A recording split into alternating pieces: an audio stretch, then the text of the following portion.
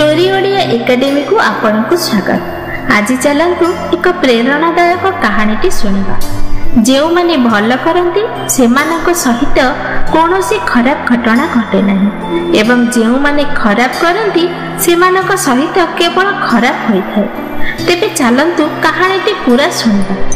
दुई भाई गोटे गाँव में रहते। बड़ भाई बहुत धनी थिले, तांकर किछि भी अभाव नथिला। सान भाई किंतु बहुत गरीब थिले। से दिन राति कठिन परिश्रम करुथिले, मेहनत मजदूरी करी निजर एवं निज परिवारर भरण पोषण अति कष्टरे करुथिले। दिने दुई भाईक मध्य जुक्ति तर्क आरंभ होइगला। बड़ भाई कहिले, भल लोकंक पई केबे भी भल हुए नहीं। आजिर दुनिया रे भल लोक मानकु केही भिक्षा मध्य दियंती नहीं। सेतिपाई अन्य मानक सह जहा हेउना काहेकि प्रथमे निज मंगल विषय चिंता करबा उचित। सान भाई कहला, ना भाई, जदि अन्य माने कष्ट पाती तेबे आमे किपरि उन्नति करि परिबा।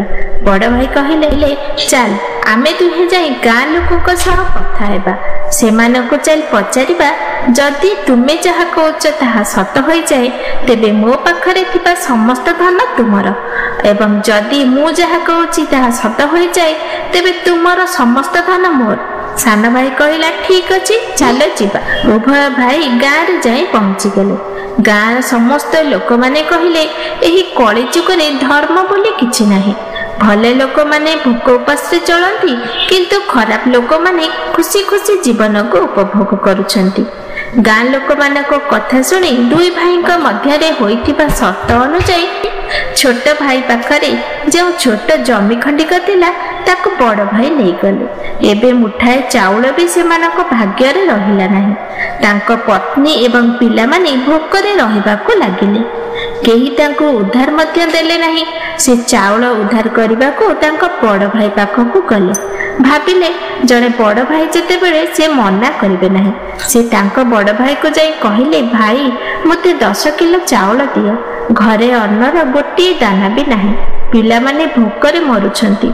बड़ भाई कहले, मते टंका दे, आउ जेते चाहिबो सेते चाउल नै जाओ। सान भाई कहले, भाई मो पाखरे गोटे भी टंका नाही।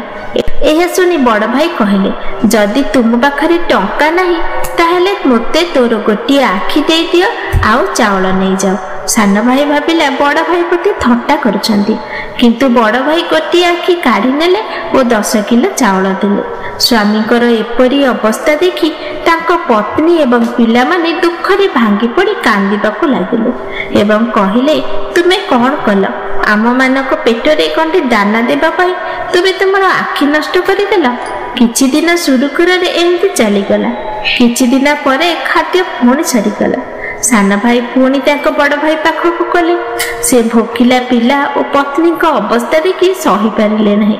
बड़ भाई कहले, मते अन्य आखिटा दे दियो, आउ चाउल नै जाओ। सान भाई उपाय शून्य होई अन्य आखि दे चाउल आनिले। से घर को आसीबा परे तांको पत्नी एवं पिला माने तांको देखिबा परे कांदिबाकू लागिले एवं कहिले, तुमे पुणी ये कौन कल?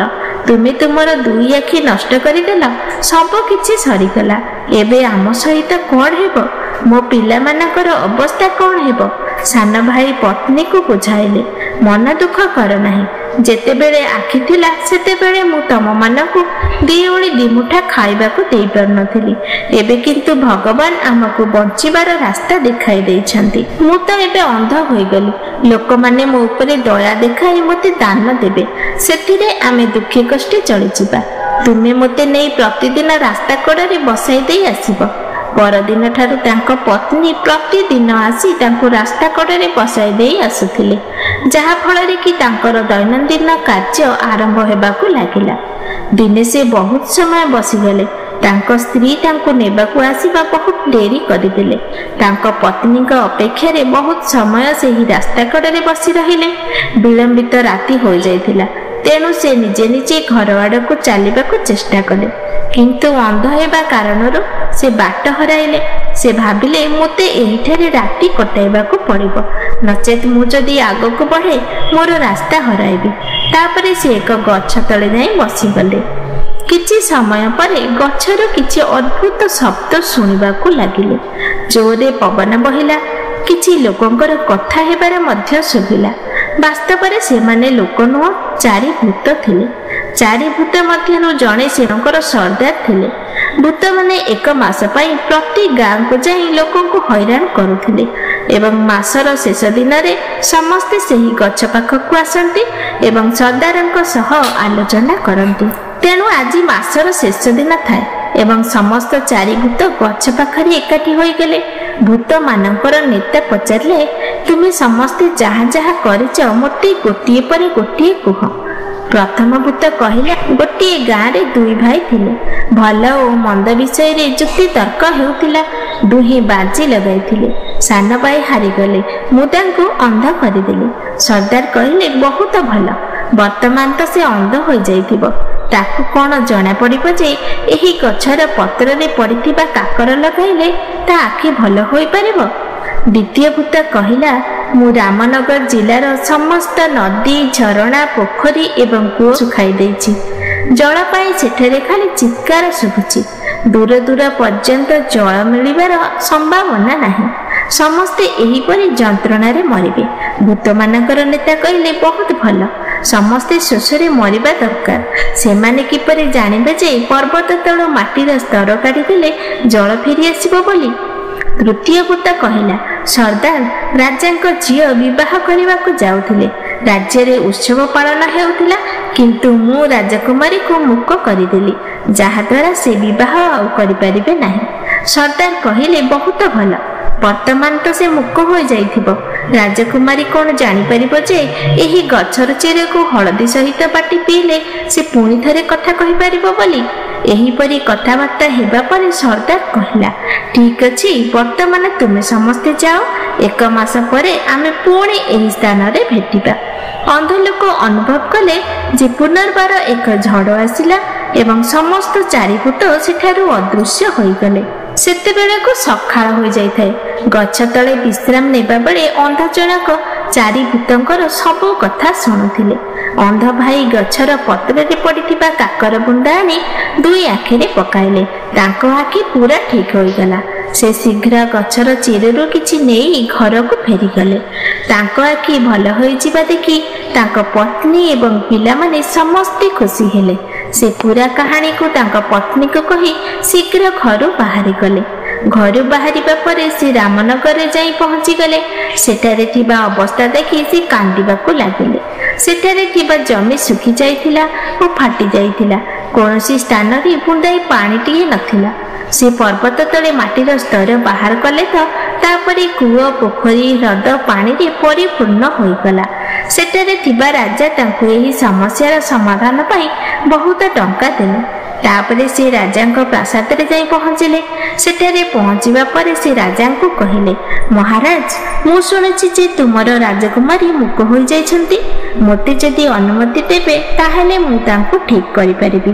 ସାନ ଭାଇ ସଙ୍ଗେ ସଙ୍ଗେ ଗଛର ଚେରକୁ ଶିଳରେ ବାଟି ରାଜକୁମାରୀକୁ ପିଆଇ ଦେଲେ ଏବଂ ରାଜକୁମାରୀ କଥା କହିବାକୁ ଆରମ୍ଭ କଲେ।